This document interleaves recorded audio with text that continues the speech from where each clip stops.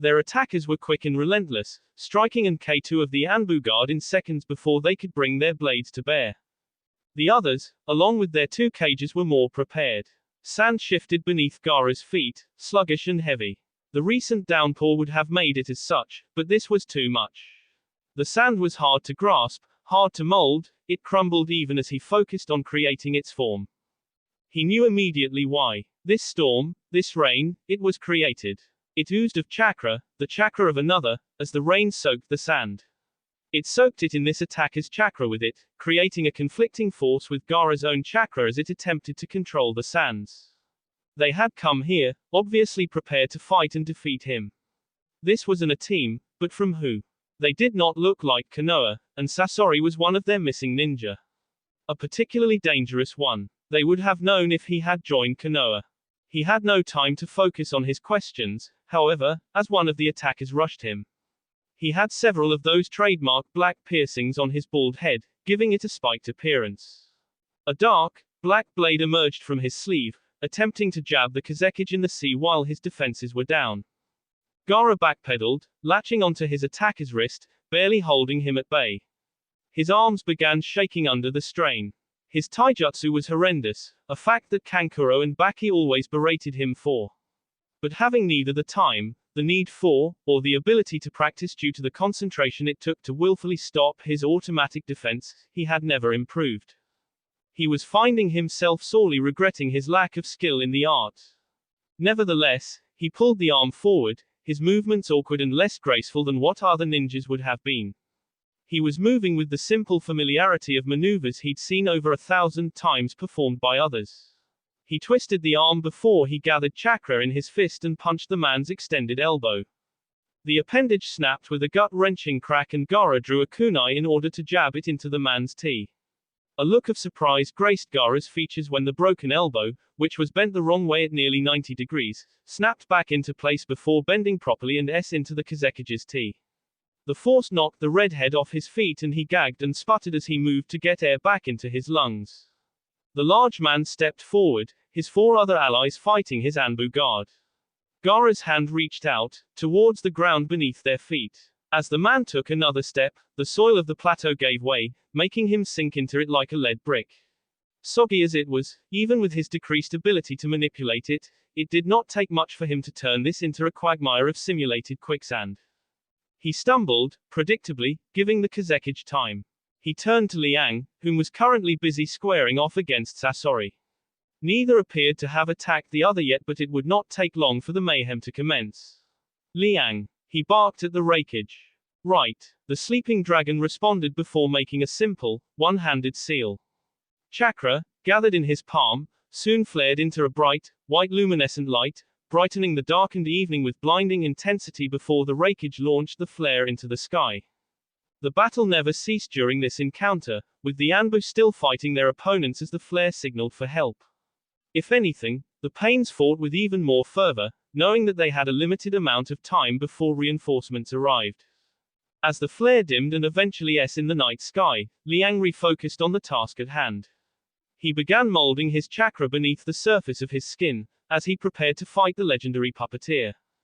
With the normally exhilarating surge of energy and strength that came with the channeling of his chakra came the strain, the ever-present debilitating feelings since his encounter with Naruto. He felt thin and transparent as though his muscles and organs had lost their sustenance and were now merely weakly tugging strings instead of the tendons of sinew that had fought countless battles in the past.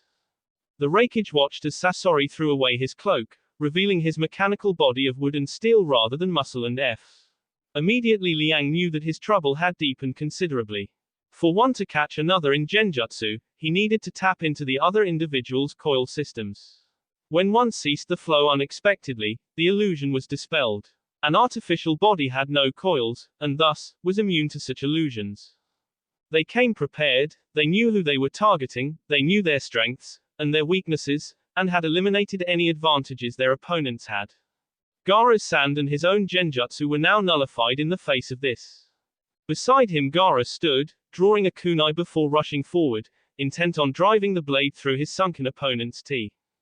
Tearing cloth brought him to a halt, however, as flexible plate of sheet metal with a serrated saw-like edge unfolded from the sunken pane's back, lashing out against the approaching cage. Gaara almost didn't react. The years of reliance on his sand shield had dulled his instincts. He awkwardly blocked the strike, stumbling before he shoved it away. He leapt up, to avoid any following attack. The Kazekage kept his blade poised and ready, as he descended upon the Asura pain, ready to drive the knife through his heart. The half-machine creature twisted its en, as its head opened up to reveal more of his inner weaponry. Gaara's eyes widened, as the pain gathered chakra in the absorption plate shortly before a beam of pure chakra tore through the air, directly towards the Kazekage. Vanishing seconds before the attack hit, the Kazekage reappeared behind the creature, swiveling on his heel and drove the kunai into his T. He watched as B sprayed from the opening, the blade apparently having L the carotid artery before Gaara drew another kunai and drove it into the man's skull. Sparks, smoke and wiring leaked from this injury instead of B. The Kazekage turned his eyes towards his four Anbu, whom was still engaged against the enemy. Moving to help, he stopped rather abruptly as a sharp pain raced up and down his side. His turquoise-green eyes looked down to his ribs as he instinctively jerked away. He found a kunai lodged firmly within his F. Bringing his eyes upwards, he watched as his assumed deceased opponent pulled himself up from the ground. The ever-present smile remained on his face as his ringed eyes turned to the Kazekage again. They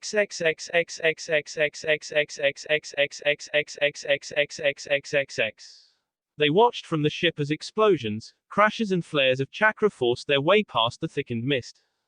Temari and Jiraiya watched from the deck of the ship, the indistinct flashes and sounds reaching them, some so powerful they vibrated through their sea and down their knees.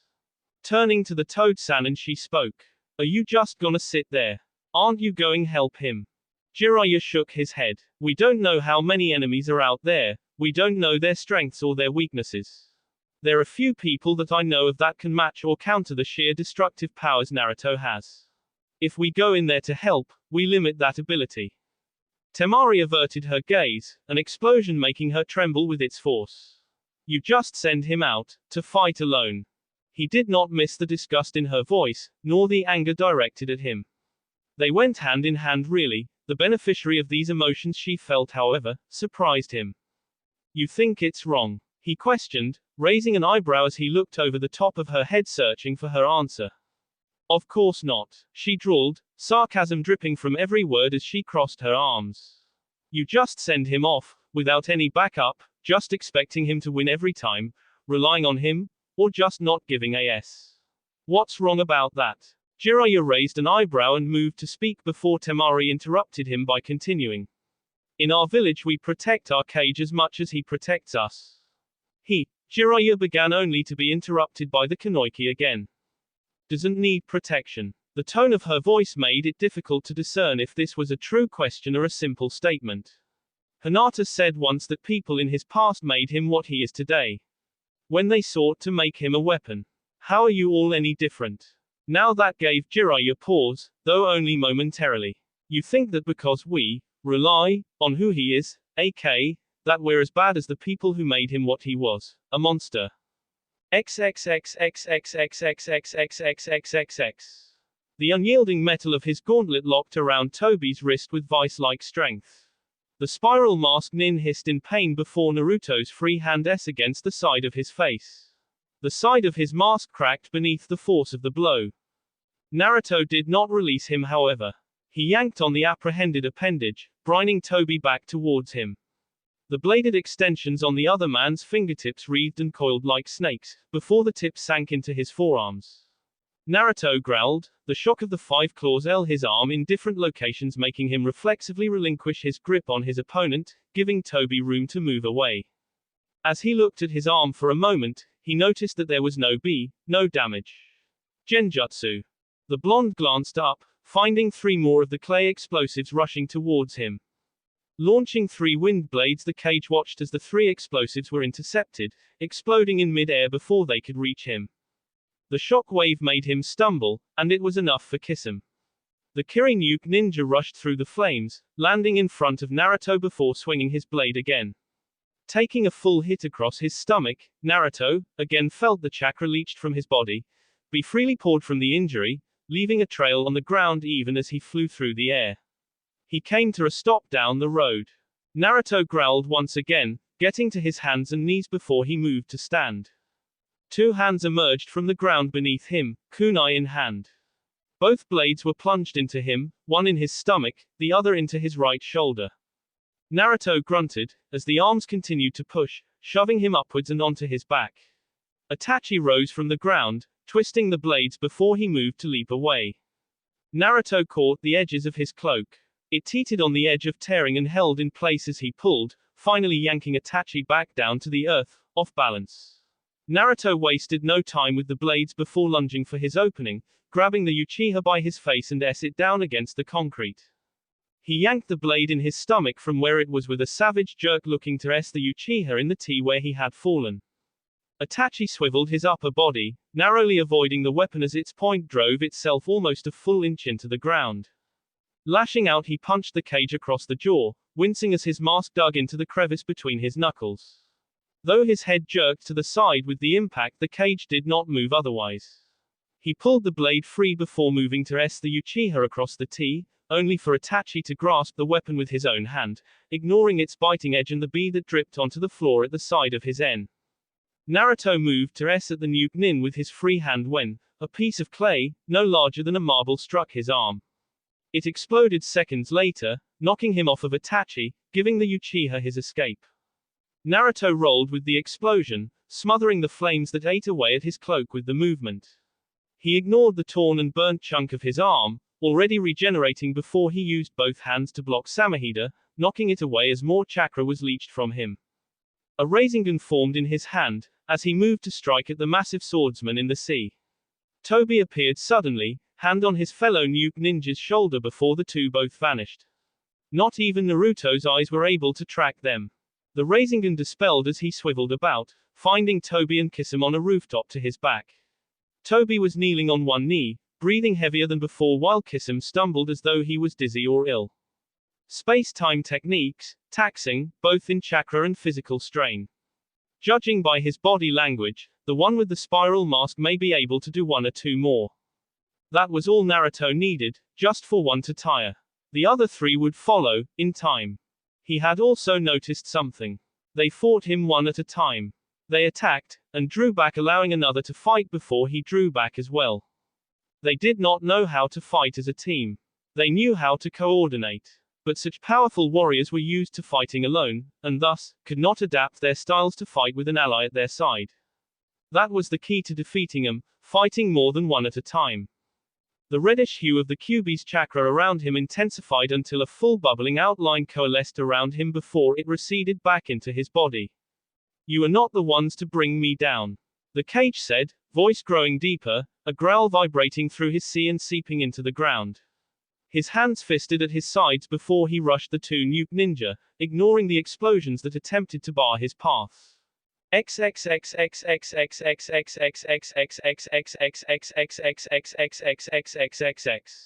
Liang stumbled, narrowly avoiding Sasori's crushing tail. He swiveled on his heel, kunai in hand and wind blade extension emerging as he the wood. The blade sank deep, but not deep enough. The puppet was resistant to such manipulations. The tail moved to bat at him and the sleeping dragon leapt upwards, avoiding the strike before landing on the ground. He hit the desert floor, and dodged several shuriken launched from one of the puppeteer's hidden compartments. He rolled onto his back, watching as the tail moved to crush him again. He sunk into the ground, once again avoiding the blow. A wind blade emerged from the ground in front of Sasori and the nuke nin's shoulder. However, being a creature of metal and wood, Sasori paid it no mind. He pulled himself free, as the blade through the upper portion of his shoulder before he beneath the soft sandstone and grainy sands. Shortly after, Liang emerged from the earth in a lunge as he leapt upwards. Sasori's extended claws screeched and squeaked with every attempted grab, nicking the edges of his white cage robes. Forcing chakra through his arms, Zhuge Liang made several seals before thrusting his arms forward. A gust of wind drove Sasori back, his wooden body into the hard stone.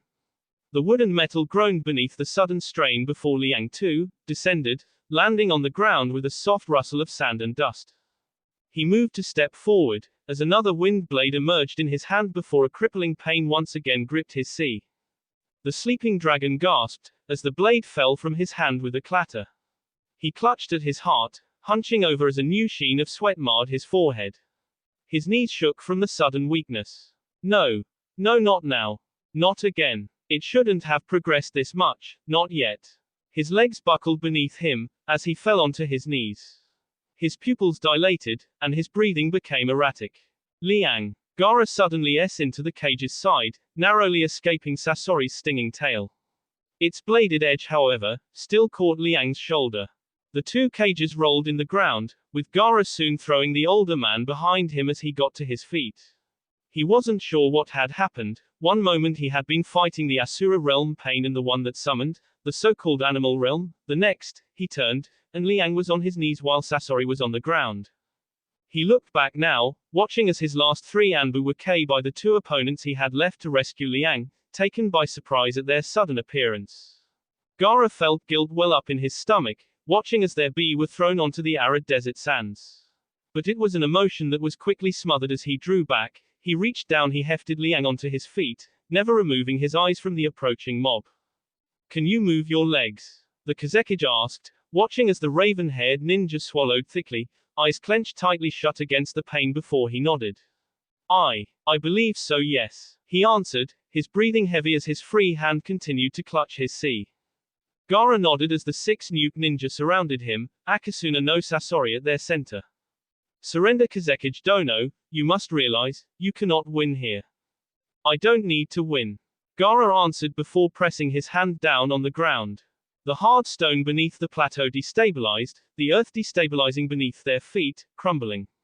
The 6 enemies stumbled, looking for stable footing on unstable ground. Gaara, prepared as he was, took the opportunity, and leapt away towards his escape. The downpour of water roared almost as loudly as the collapsing earth. He landed with a roll, kicking up sand before he ran, slowed by his burden but none the less fast. He needed to escape, because, they were right, in this state he could not beat them. As he rushed through the haze of rain and sand, Gaara could feel them pursuing, moving to catch up as best they could. Their speed, though, was lax, uncaring, as though they truly didn't mind if he ran. Soon, it became apparent why, as he caught sight of a silhouette. A specter stood standing on the edge of the rain's boundary. He was like the others, with orange hair, and the same ringed eyes. But he seemed different from them. It wasn't simply more powerful, he felt more true than the others. He raised his hand, and Gaara felt a pulse. The minuet warning gave him mere seconds to throw the rakage to the side before he was hit by this force. The wind was knocked out of him, as an entire pressure exerted was on his body that launched him backwards. He skid across the desert floor, and was into one of the dunes. The pressure continued to crush him. Gaara's teeth clenched, unable to even scream out in pain due to the sheer pressure on his lungs. Suddenly it was gone. His strained muscles feeling drained of strength as he slumped, catching himself before he fell. He breathed heavily, struggling to take in much-needed air. A rustle of unsettled grains alerted him of another's presence. Green eyes, obscured slightly by wet, dripping red bangs looked up towards the man. He was standing atop the dune, gazed carefully blank. The others soon joined him, Sasori now taking up the rear, clearly giving this new arrival the lead. Gaara was unwilling to wait though, he'd seen the rain's boundary. He knew that there was sand not coated with this individual's chakra. And so he channeled it, molded it, keeping the sand beneath the surface, deep beneath the surface, gathering it there as he prepared to strike. The leader stepped forward, one hand now glowing a dim gold, ready to seal the demon's chakra from him. The ground shook beneath them, as Gaara stood, a golden aura of chakra emerging from him as his hands formed a simple seal. I'll bury you. Gaara roared as sand rose up in front of him, a massive, ever-growing wall of unyielding earth. The rain pelted its surface, but just as Pain's chakra had fought his control before, Gaara was able to fight his effects now. The sand avalanche surged forward, making a sound not unlike a true avalanche in its roar, towering over the nuke ninja. Pain, the true one, raised his hand once again, the familiar pulse of chakra emerging as his power rose within him. The shock wave tore through the sands, punching straight through Gaara's avalanche, parting the sea of grains and into Gaara. The Kazekage was S against the unyielding June, too massive to be moved by this small fraction of force pain could exert. Gaara strained against the assault, struggling to breathe. The pressure against his skull, his temples and his brain, caused his eyes rolled into the back of his head as he slipped into unconsciousness. Ribs and bones snapping beneath the unyielding pressure. Soon the pressure was released and Gaara slumped against the ground. Only this time, he did not get back up. Pain watched his fallen opponent with apathy. Looking towards one of the other animal realm. Seal the creature. The body nodded before it set about to accomplish its task. Sorry, the man said, watching as the legendary puppet master walked up next to him. Yes. I entrust you to keep him hidden. Myself and the others will make the enemy scramble, searching for him through sightings of us. We shall leave obvious trails, allowing you to take him back to the fortress. The Suna Nuke Nin nodded. I understand. XXXXXXXXXXXXXX. The four black figures emerged from the fiery explosion, barely a blur to the eye. Their cloaks were singed and some burned altogether. Toby, Kisum, Itachi and Deodara's backwards movement came to a skidding halt on the dirt road of Wave Country. The four watched with trepidation as the fireball was obscured by pitch-black smoke that rose high into the air. At the base of the fire another figure soon shot forward, flames clinging to the shoulder and back of his cloak before his high speed extinguished them. Searing red chakra shrouded him completely, suffocating and intense in its own right as his right gauntlet glowed red-hot. Deodara reached into his clay pouch chakra focusing into the pliable object as he prepared to throw it. Naruto suddenly speed up, his body simply shooting forward as if propelled by some kind of force, appearing directly in front of the Iwa Nin before the blonde could even gasp at the concept. A fist S into Deodara's jaw sending the blonde crashing through the side of a building. A large amount of wood, stone debris and rubble soon crumbled onto the street.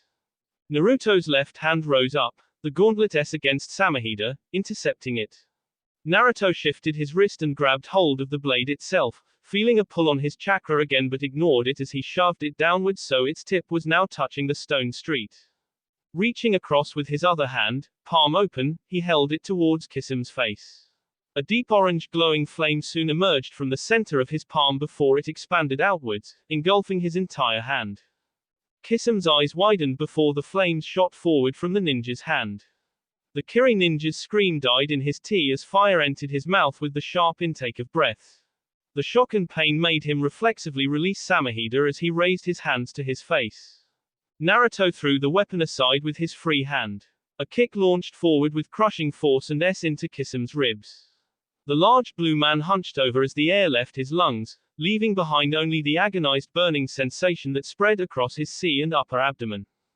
Naruto seemed to vanish for a moment before appearing a few feet directly behind where he'd been standing. He was now behind Toby, his larger form dwarfing the Akatsuki member before an elbow S into the side of the man's head. He turned sending him to the floor in a heap as the ninja let out a groan. Itachi suddenly leapt over the blue-skinned Kiri ninja, using his back as a springboard, kunai drawn. Naruto crossed his arms in front of him, blocking the kunai with a screech of metal against metal. His hands worked fluidly, blocking the next several strikes, seeking his opening against the Sharingan wielder. Eventually, Itachi attempted to sweep his legs out from under him, only for Naruto to leap back. Itachi halted his leg sweep and leapt with the ninja. He attempted a flying kick in mid-air, only for Naruto to catch his shin with one hand. Swinging the former leaf nin like a sack of bricks, Naruto S him into the now recovering Kisum, sending both ninja to the floor as well. Fire once again gathered in his palm as he landed and vanished again before reappearing above the two. He was poised to incinerate them before a large explosion directly behind him knocked him off his feet. Rolling with the momentum he was upright again in a second as he turned around finding Deodara. The blonde had crawled out of his hole and sent another bomb already mid-flight towards him. The cage of Konoha crossed his arms in front of him just before the clay exploded.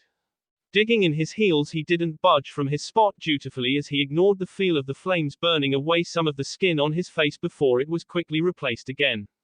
When the dust cleared however his four opponents were nowhere to be found.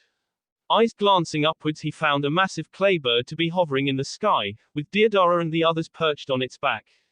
Hey! The Iwa Nin huffed as he took in a few deep breaths. Let's see you catch us up here. Don't be so confident, Itachi stated as he stood up fully, glancing down at the ninja. This reprieve will not last long. What can he fly? Deodara questioned sarcastically. Naruto drew his arm back, red chakra coiling around his wrist and hand like a snake before he thrust it upwards towards the artificial animal. The Kyuubi's dark chakra shot out like a spear, its aim true and the tip nearly invisible with its blinding speed before it elled the creature through and through. What in the? Deodara began but paused as a shadow fell over him, bringing his and everyone else's gaze upwards. They found Naruto descending on the bird. Just had to open your mouth, didn't you? Kisame snarled, grabbing his sword as he ignored the searing pain in his face. Blisters were already forming on his raw reddened skin from where Naruto had burned him. Itachi said nothing as he gathered chakra in his lungs and mouth before spitting out a blast of fire towards the descending cage. The fire into Naruto, consuming him utterly. Itachi's eyes narrowed before his attention was drawn to the spear of blackout offered chakra in the middle of the group. Realization dawned on him, but before he could speak, Naruto suddenly burst out from the chakra spear. Apparently he had used it to transport himself up here like some vacuum from beneath them. Red chakra whipped out around him and burned them all with its simple proximity. Itachi, having realized the attack was coming, recovered quicker than the others and was soon on the offensive. He approached Naruto from the right, kunai drawn. As he approached, Naruto's form blurred behind him, the Sharingan barely catching sight of it but unable to do anything. Naruto's claws lashed out, tearing sinew and as they tore into Itachi's back. Warm B through the joint pivot points of his gauntlets as Itachi vanished in a cloud of smoke a moment later. Naruto's crouched a little before his foot lashed out at an upwards angle behind him, into Itachi's T. The force of the kick was enough to lift the Uchiha off the ground several feet. Naruto vanished before appearing above the genocidal Uchiha, an axe kick down on Itachi's C. The Uchiha was downwards harshly as he hit the solid clay below him. Naruto, still in mid-air, lashed out with his open hand. He caught Toby in the lower jaw, claws screeching as they scraped over the man's face mask, before a roundhouse kick into his ribs, sending him to join Itachi on the bird's back. Naruto finally landed on the edge of the creature, almost on its wing, before his left hand was held out to his side.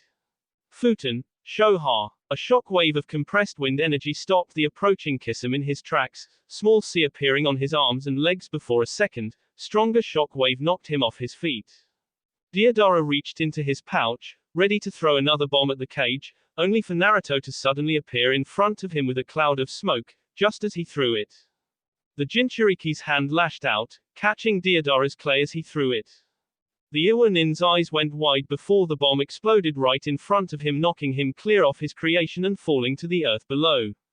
A burn over his cheek, a concussion caused by the blast, a broken his left wrist and left rib, were just a few of the injuries Deodara incurred. With his clone destroyed in the blast, Naruto's eyes turned back to Itachi as the Uchiha stood. Two clones coming to life at his side before they both attacked him, the original staying behind. Kunai in their hands and Sharingan spinning in their eyes, Naruto's own defenses were brought to bear the attack, dodging and blocking the attacks before he found his opening. Slipping between both clones, he rushed the original. He watched the Uchiha's eyes widen as his hands paused mid-seal. Naruto's fist lashed out, right into the Uchiha's exposed stomach before delivering an upper C. He then leapt upwards and kicked Itachi in the face, knocking him on his back. Landing on the ground, he quickly spun around, a kunai being thrown from his hand and catching one of the approaching clones in the T.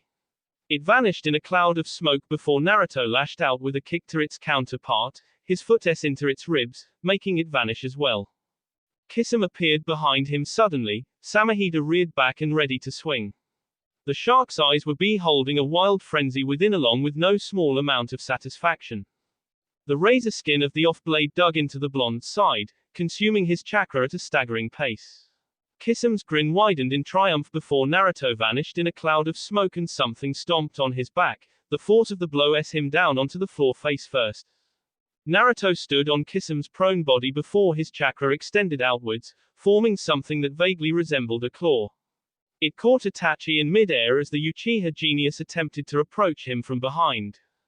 The searing agony of the Kyuubi's burning chakra coiled around him forced a scream from the Uchiha's tea before the world spun in his eyes and he was into a staggering Toby. The two were knocked off the clay bird as they went crashing towards the ground. Naruto reached down, grabbing Kisame by the back of the end before he got off of him and threw him high into the air. The disoriented Kiri ninja couldn't gather his wits before Naruto appeared in front of him. Naruto's claws tore through blue skin, tearing muscle and rending from bone in a flurry of strikes that reddened his already clothing. Naruto appeared above Kisame, this time his elbow into the swordsman's sea, sending him crashing down towards the clay bird. A bolt of fire gathered in his palm before he thrust his hand downwards, the ball of flame shooting downwards. It flew past Kisame towards the artificial beast it just as Kisame fell onto its surface. XXXXXXXXXXXXXXX. The bee pounded against his ears, its blinding pressure bringing a groan from his tea before he felt someone cradling his head. ZHGE, the voice was faint, broken to his ears, he couldn't understand it. Others joined it in this chorus. He felt tired, drained, but something held him here, he needed to do something, there was something he had to do, something he needed, to ensure. What? Where? His eyes opened, colors and shapes melding, blurred, indistinguishable in this dull haze of shades and distorted outlines. Finally, a face came into view, he recognized her. Ying. He rasped, voice dry and strained. Liang. She said, voice still distant despite her proximity. Where is Gaara? What happened? Her voice was choked, as though fighting back her tears. Gaara. He recognized that name. And suddenly everything returned to his addled mind, his breathing quickened, as his energy returned to him, and what little clarity remained in this state came to him with ease. Akatsuki. He said, wincing. Who? Kankuro now leaned over him, his voice, deeper now that he was clad within the full body armor that was his puppet. He leaned forward, grasping Liang's coat as if to pull him closer as well. What happened? Zhuge Liang. What happened to my brother? He seemed distraught enough to actually shake the S-man, and so it was Yugito's voice that ceased his hysterics and calmed the young man. Kankuro, stop, he can barely speak. All the more reason for him to get it out before he loses consciousness again, Liang. He yelled.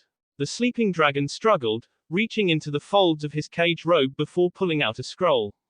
Unrolling it, Kankuro soon found arrows, which pointed north, south, east and west. The ink seals that composed the arrows pointing to their north, however, glowed bright red, like fire. It's, Liang began before he had to swallow, if it was bee or saliva it could not be said. A seal, took a sample of Gaara's bee and chakra, in case of his capture, it will lead you to him. Kankuro needed no other encouragement, looking towards the Anbu that had come with him he roared out to each of them. Move out, follow me. Rushing across the dunes, he spared Liang no further glance as he moved to catch up with his brother. Yue Ying, two other Anbu, and Yugito remained with Liang. Looking to Yugito, the Reikage spoke out his order. Go. They will need you. Yugito seemed to hesitate, pausing with trepidation, before she nodded. She moved to leave, only for Liang's hand to snake out, latching onto her wrist and halting her progress. Save Gaara, he said, features pinched in pain. Rescue him. He repeated. Everything relies on him.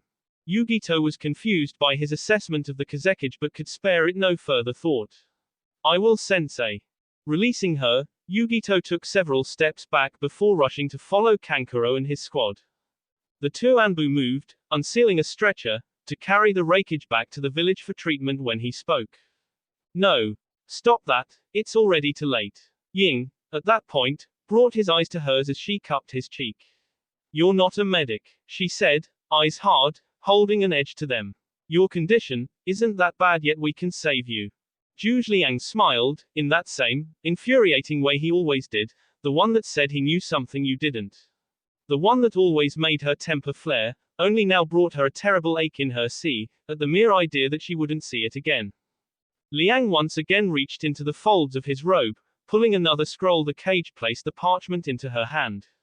My final orders. These aren't your final orders. She yelled, frustrated tears glistening her eyes. You frustrating man, you don't know everything. Liang smiled again, reaching up to cup her cheek, running a thumb under her eye, wiping away a stray tear. He knew Sasori's reputation, he knew his methods, his K tactics. 1C, 1K. And Sasori's tail had a full inch into his shoulder. Perhaps, without Naruto's influence he would have survived. But, with his deteriorating condition, he wouldn't make it back to the village. Leaning up with his remaining strength, the Raikage pressed his lips to hers, tasting her lips for one last time. She responded, and it was only the bitter taste of her tears that alerted him to her crying. Pulling away, the Raikage opened his eyes, staring into her brown ones. I'm sorry. She looked stricken for a moment, and all the bee seemed to drain from her features before she shook her head. No, she said, swallowing thickly before she looked to the two Anbu. Get him on the stretcher. We're getting him back to the village. The men nodded, moving fast, they placed and strapped him to the makeshift bed. Liang did not protest, did not fight their actions, knowing that as inevitable as his approaching death was, so was the inevitability of her trying to save him. She was always stubborn like that. Strong he supposed, in her own way. Yue Ying. My, Yue Ying. XXXXXXXXXXXXXXX. The resulting explosion shook the earth with its force, deafening and intense. It drowned out all other sounds around it, buildings below were blown off their foundations, debris and garbage was sent sailing through the street as the shock wave passed over them. Kisam's limp body fell onto the street with a dull, gut-churning thump, vicious sea covering his whole body along with blackened, burned skin. His Akatsuki comrades pulled themselves from the respective junk piles that had buried them, worse for wear as they tried to regain their bearings. Kisam as well, despite his injuries, slowly began to stagger to his feet, the vicious tears and S crisscrossing his body, darkening his skin with dark red B. Using the blade to support himself, he picked himself off the ground, his breathing, shuddering as it was harsh and heavy as he glared at the approaching Cage, who now made his way towards them from his landing site down the road. Itachi stepped up to his side, looking as indifferent and aloof as the situation would allow. Can you still fight, Kisam? It'll take a lot more than this to stop me. The monster of the mist answered through clenched teeth. Glancing back, Itachi found the eyes of Deodara. If he gains the advantage, distract him. The moment were clear from a potential blast radius. I'm running low on clay, but let's give it a shot. The Iwa Nin answered. Toby, Itachi continued. With us. No mistakes this time. He stated simply. Yes, Itachi senpai. Toby is a good boy. The spiral masked ninja stated as he walked over to Itachi's other side. As one, the three criminals rushed forward with the fastest, Itachi, reaching Naruto first. When he was only a few feet away, the Uchiha leapt upwards, flipping and twisting in mid-air over the Cage. Naruto's eyes followed the Uchiha with ease, watching as his hands flashed through a series of seals shortly before a fireball descended on him. Dodging the attack, Naruto was soon forced to turn in order to block Toby's clawed fingers with his own gauntlets. The Akatsuki member's bladed fingers seemed to writhe like live snakes for a moment as he continued to swing, the screeching of metal against metal ringing loudly in everyone's ears. Naruto soon dispelled the genjutsu over Toby's weapons shortly before he saw Kisam approaching his side. The former swordsman of the hidden mist swung at the Cage's knees. Naruto, in response, brought one foot forward and used the bottom of his boot to stop the blade, before he used it as a platform to leap over it, and Kisam, hoping to gain some distance between himself and Toby. As he rose over the shark-like man, however, he found Itachi to be standing a short distance behind the former mist ninja. Two shadow clones appeared next to the nuke nin, each doing their own hand seals. Sanjutsu Jutsu Hon Fukai no Sapai. With that said, both the clones and the original spewed out different substances from their mouths. Of the three, one was fire, the second water, and the third a cloud of poison. The three elements collided in the space in front of him, barely a foot away. The water from the technique pelted his face and body, and almost instantaneously a blinding, searing, unimaginable pain enveloped every single nerve that came in contact with the liquid. Even he couldn't prevent the scream of agony that tore itself from his teeth. Despite the pain, or perhaps because of it, Naruto had the presence of mind to avoid the area where this ungodly substance was being created. Twisting his body in mid-air, he landed heavily on his shoulder, writhing in what could only be described as sheer agony. Even so, he rolled onto his sea and tried to stand once more. The acid trailed down his face, seeping beneath his mask as other droplets finished burning their way through his clothing, now reaching the skin of his arms and sea. Naruto succeeded in standing, only for the pain to bring him down to his knees again. He yanked off the metallic mask as the smell of burning F invaded his nostrils, almost suffocating in its intensity. I need to focus the chakra onto the damaged areas, counter the acid. Are you insane? You'll kill him. Deodara yelled in a rage. While seeing the so-called Devil King beaten at their feet was satisfying, failing their mission after so long a preparation and effort was something that did not sit well with him at all. In response was Itachi's languid tone. Not if Kisame washes away the acid with one of his Suten jutsu. With pleasure, the Kiri swordsman answered with a bone-chilling smile as he Samahida into the ground, forming his hand seals. Mind too clouded with pain to even hear their words, let alone pay attention to them, Naruto would never even see the attack coming. Kisame's teeth seemed to stretch before a virtual flood of water exploded from his mouth, spreading out before him. The artificial tide rushed towards Naruto's into the ninja's side with the force equivalent to a 2-ton elephant. Naruto was washed away in the current, bones breaking under the concentrated pressure. His body was continually pummeled by the debris of demolished houses, torn down by the rush of water, brickwood and household items all striking him within this vortex. A safe distance behind the water current source, Itachi's slowly spinning Sharingan followed the cage's movements in the water, feeling nothing but apathy towards the injuries inflicted on the cage. 4 shuriken found their way into his hands, held tightly between his fingers before he threw them into the relentless tide. His accuracy was proven impeccable as the tiny steel blades, despite being washed up in the current, still hit their targets with enough force to drive them several inches deep. The water finally began to ess away, leaving a slightly panting Kisame wiping away whatever water had dribbled onto his chin with a smirk on his face. Oh yay, the shark man stated with a dry chuckle. He's down this time. They slowly made their way forward. Broken, flooded houses knocked off their foundations, some washed completely away, others leaning dangerously on their sides stood before them. In a pile of rubble that had gathered at the side of one of the few brick buildings down the road they could see him, half buried beneath the shrapnel and junk. Their trepidation was evident in their stances, but as they approached closer and closer, the 4 caught sight of his full condition. They each, one by one, dropped the guard. 4 kunai dug deep into his sea and shoulders, and small patches of F visible beneath the holes burnt into his clothes revealed horrifying burns that reached deep, tendons of muscle and even bone visible beneath the bee that still seeped from the injuries. But the worst was his face. The acid had burnt off several patches of skin along his right cheek, lower left jaw, up to the left side of his mouth, revealing some of the teeth, and beneath another bee carved from his forehead down to his right eyebrow. The blonde ninja's eyes were closed, clearly unconscious, from either his injuries or the horrifying pain. It didn't matter. Deodara was the first to approach, hands reaching out to check the fallen ninja's pulse. He's alive, he stated, looking back to the 3. Itachi nodded. Good, now hurry, let's prepare the seal around him, we need to make sure he's fully subdued before he awakens again. The blonde's eyes chose that moment, however, to snap open again, glowing an angry red with mist seeping from beneath his lids. Kyuubi's chakra re-emerged with a staggering vengeance, sinew and F mending itself with startling speed. His hand shot forward, grabbing a startled Deodara by the T with a crushing grip.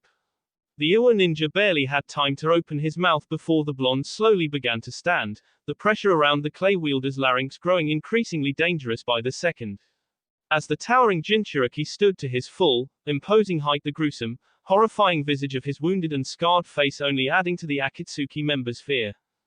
Deodara suddenly vanished in a cloud of smoke, a log of wood in his place barely a second before the solid wood became splinters beneath the unyielding grip.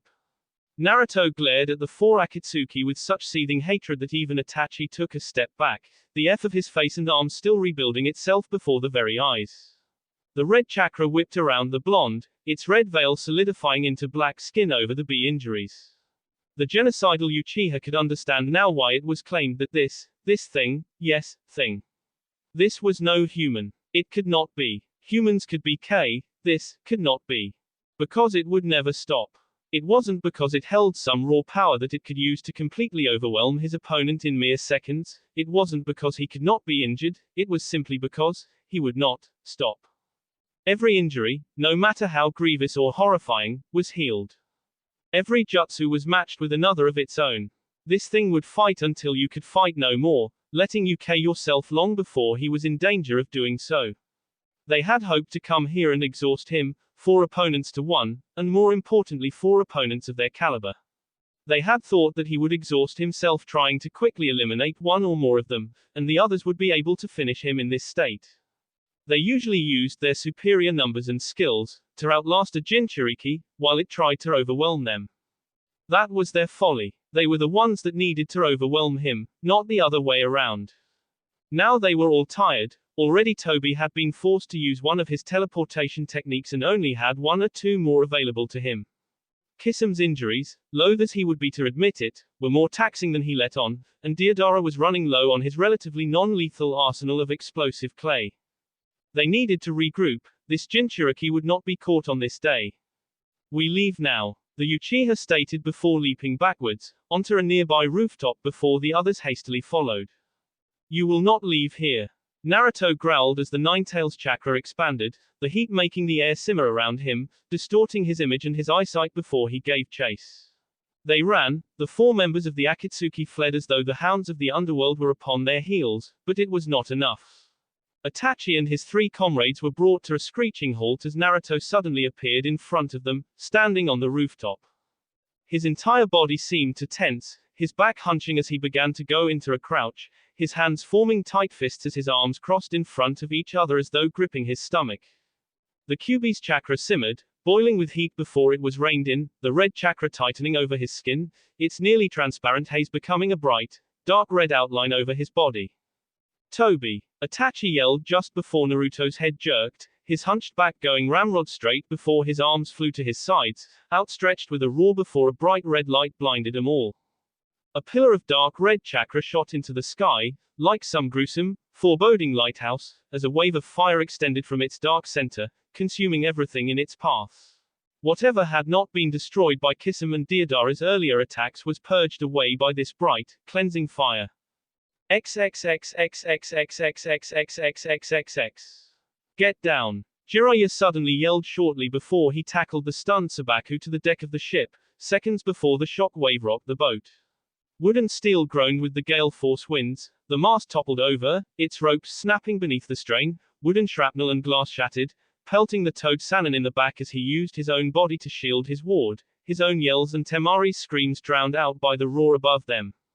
Suddenly it s away, and when the two opened their eyes again, it was to the sight of a red sky, previously white clouds now a deep, inky black. The sun was obscured by the haze of red that seeped through the air around them. Temari remained immobile only for a moment before she scrambled to her feet, pushing Jiraiya off of her with a rough shove. She looked over the edge of the railing, eyes widening with unabashed horror at the sight that greeted her silver eyes. What is it? Jiraiya groaned, getting to his feet before he too looked upon the devastation spread out before him. Everything was charred ruins, smoking husks of smoldering wood, soot-covered stone, ash, was thick in the air, replacing the mist that previously shrouded the now destroyed city. There was a ring of destroyed homes that surrounded a now desolate and soot-black ground where the flames had touched. Black charred wood, twisted metal and glass littering the ocean's surface where the debris had flown farther than most. The land within this ring was black, like a dark pit, unmoving, desolate. Look, the Sabaku said before pointing. Jiraiya's eyes narrowed, squinting through the ashen fog, finding 5 silhouettes within the center of this destruction. Temari moved to leap onto the railing and rush in, before Jiraiya grabbed her by the back of her blouse. Are you insane? The Toad Sannin yelled as he yanked her back down. We can clearly see how many he's fighting and he can't have much chakra after that last attack. What the hell are you waiting for? She yelled, struggling against his grip. Jiraiya stared at her, a perplexed light in his eyes as though he was looking at an animal behaving in a way that completely contradicted its natural instincts.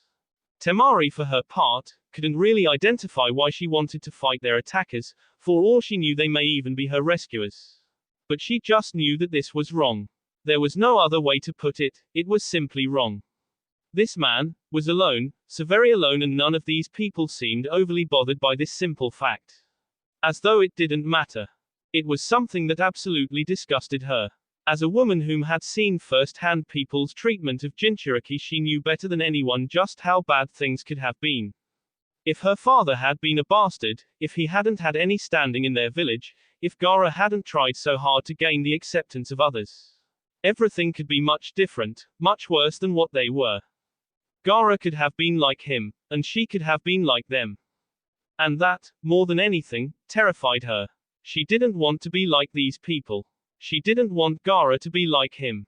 He shouldn't have to be the way he was, he didn't deserve it. No one deserved this.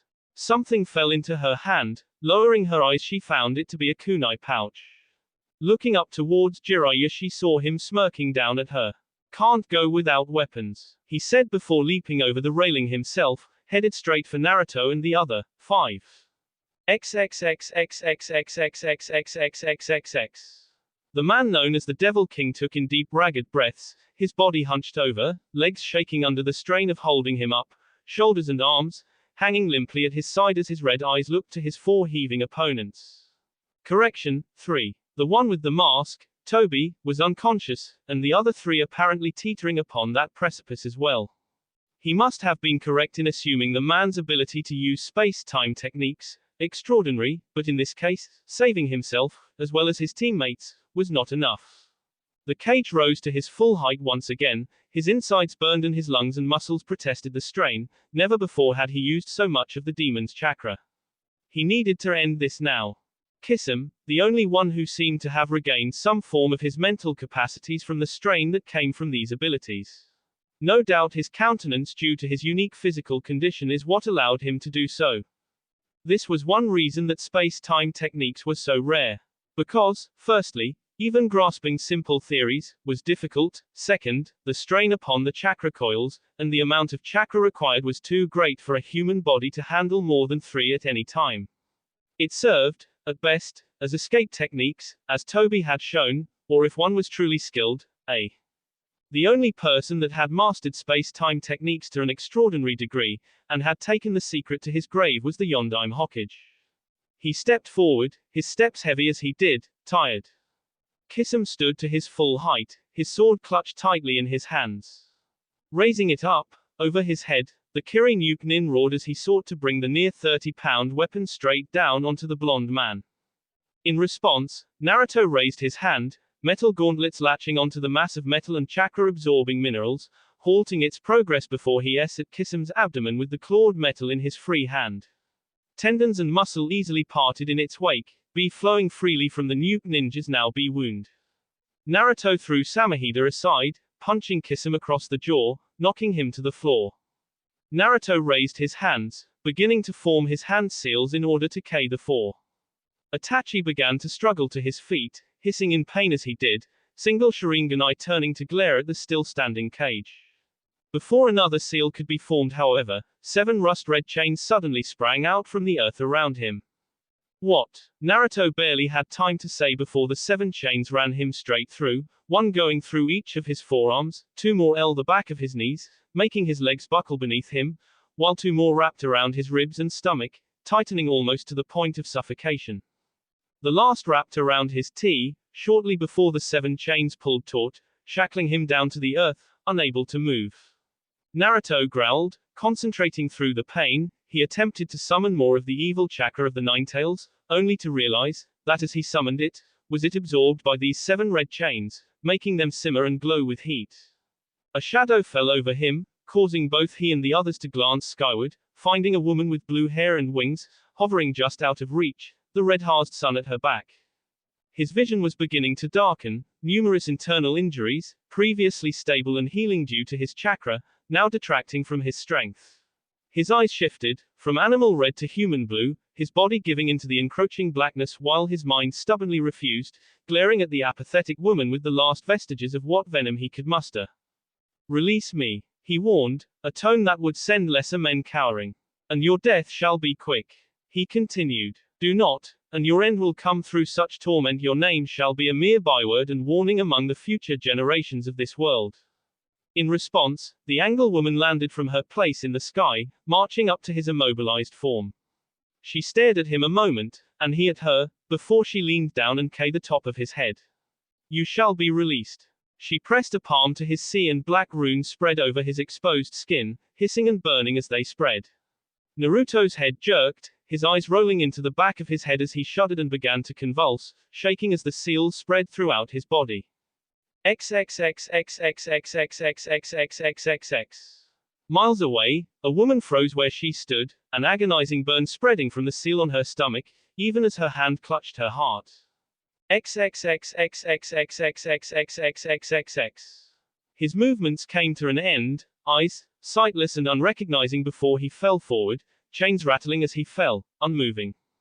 Conan, and the other Akatsuki members, whom were now beginning to regain themselves, all stood over his unmoving form, all taking a second or two to bask in this moment. This satisfaction, this silent, unspoken pride that they had accomplished what no other had before them. Their moment was broken, however, as 7 massive toads suddenly descended around them. The ground shook beneath their feet and Conan raised her eyes up, to the head of the largest of the toads, finding a white-haired man who looked at her with surprise superseding all other emotions visible upon his features. Conan, he whispered. The blue-haired woman didn't say anything, merely stared upon the white-haired ninja with as much disdain as she could place into her gaze. A blur caught her attention, bringing her eyes towards a blonde-haired Kanoiki as she threw dozens of kunai and shuriken through the air. The black projectiles spun, coated with wind chakra, small slivers of the invisible blades scattering through the air, threatening to turn everything in their path to ribbons and diced meat. Conan's wings scattered, thousands of sheets of paper catching themselves in invisible currents wrapping around every one of her allies, obscuring them from their attacker's vision. They vanished within the storm, hiding among the disorienting slivers of white. Hidden as they were, Conan turned her eyes to Itachi, whom she knew could still see her. He had Toby over his shoulder, while Deodara formed one of his signature clay birds to carry himself, Naruto, and the half-conscious Kisame. Take them back to the fortress. I shall follow shortly. Itachi nodded before he was once again, unseen even to her. She looked to Jiraiya and the young Kanoiki, her kunai diverted by her own natural wind chakra which coated her papers. She tensed, preparing herself to attack before the sound of 1,000 screeching birds reached her ears. Swiveling on her heel she found herself staring into the single Sharingan eye of Hatake Kakashi, bright, silver lightning coating his hand and wrist. Chidori, he roared as his hand L her through and through. Her wound didn't be, papers crumpled and tightened, before her entire visage crumbled into a pile of static compressed pages which quickly caught flame. The whirlwind of pages and stark white fell away, leaving Kakashi, Jiraiya, Temari, and a solemn Yoshihiro standing among the desolate and burned landscape. Jiraiya looked towards the horizon, where 2 large blobs, which vaguely resembled some bird, continued to make their escape. He looked down towards Kakashi, Yoshihiro and Temari, and was about to give the 3 the order to get on the frog when agony raced up the back of his legs, causing them to buckle beneath him before he collapsed, falling over Bunter's nose. Jiraiya. The boss summon yelled startled before he reflexively caught the middle-aged ninja. Jiraiya yelled, reaching down for his leg before the pain forced his spine ramrod straight against Gamabunter's hand. Glancing upwards onto the toad's head he barely caught sight of a man, half his features white, the other black, his upper body encased in some sort of plant before this one vanished just as quickly as he had come. Jiraiya. Kakashi yelled as Gamabunter set him down. Damn it, the Toad-Sanin yelled frustrated before he looked to Kakashi and Yoshihiro. Get on the toads. They'll make it easier to catch up. Kakashi looked like he was going to say something before he realized what little window they actually had. Rushing up Gamabunter's side, Yoshihiro soon followed the copy ninja's example. As Yoshihiro reached the top, however, a third presence made both men turn. Temari's silver eyes met the Sharingan's red. What the hell do you think you're doing? Kakashi said, voice not entirely unsimilar to that of his captured leader. I'm going to help save him. She answered as though he was stupid. Like hell you are, Kakashi said. Quiet. Yoshihiro spoke up, placing himself between Kakashi and the younger woman. I don't know if you just noticed, but those 4 guys just took down our strongest. We'll need all the help we can get. Kakashi straightened, as if only now fully grasping the severity of this situation. Take her, Kakashi. Jiraiya yelled from below, bringing Kakashi's eyes down towards him. You will need all the help you can get. Kakashi turned his eyes back onto Temari, narrowed in suspicion before he soon threw her his spare kunai pouch. One wrong move. He let the threat hang, watching as she nodded in acceptance before strapping the weapon holster to her thigh. With their conversation over, Bunter leapt through the air, doing his best to swiftly swallow the distance that had been made between them.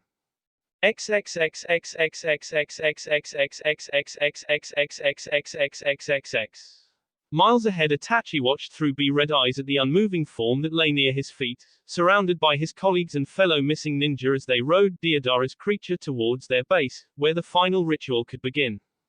He looked down on the man, taking a deep breath, as though he were taking in this accomplishment, this proof of his own skills. The proof that he had tested his own limitations and passed.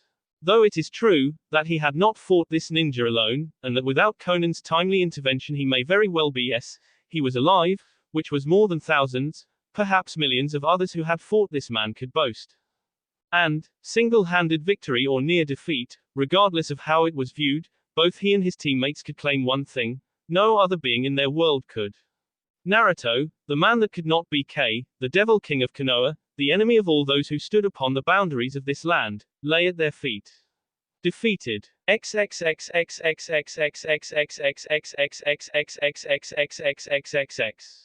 That will be all for this video. Be sure to like, subscribe, share, and comment down below for more videos. Goodbye.